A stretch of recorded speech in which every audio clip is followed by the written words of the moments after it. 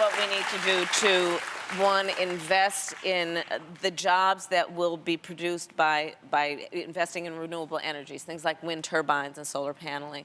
It's going to be about investing in water infrastructure. How do we capture water and save it? You know, we know in California, the effects of this climate crisis include the wildfires that we've been seeing. I went to Paradise, California, while the embers were still burning, and met firefighters who had been putting out fires while their own homes were burning to the ground, right? And in Iowa, there have been floods to the point that they're losing a whole season of crops, and people's basements are flooding at a tremendous rate.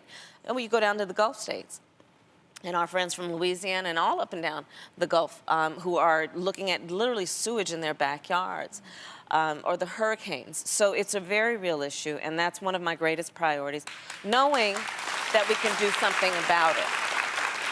Well, I'm glad that you mentioned Iowa, because in the last couple of weeks of your campaign, you've joked that you basically have moved there. Yes, yes. So why is that state so important? Well, it's, you know, look, it's the first in the nation, and the decisions that eventually get made, in large part, start happening in Iowa about who will be president. So I'll give you as an example. I was there, and on the last night before the caucuses, I went to the last place that had not been hit, and it was a senior home for African-American seniors. And I knocked on the doors, and, you know, invariably, you know, some lady would answer, say, "Oh, baby, come on in. Are you hungry? You know, you look a little skinny." and then I knocked on this one door.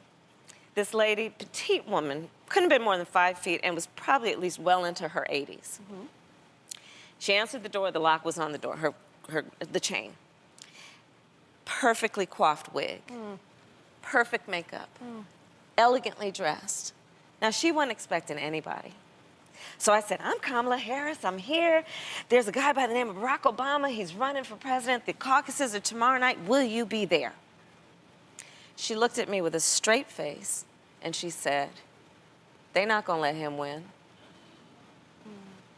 And I looked at her, and I looked at this lady who, for 85 years of life, has experienced so many indignities, has witnessed so many injustices, and she's holding her dignity together, and wasn't about to experience another disappointment.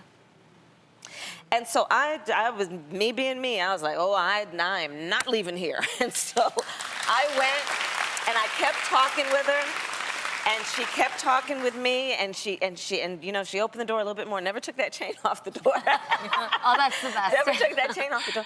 And guess who was at the caucuses the next night? Wow. She came through. Called up. And guess who won? And guess who won?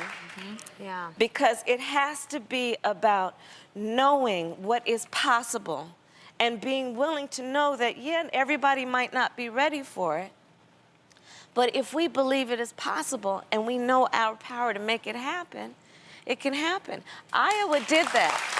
Iowa did that for Barack Obama.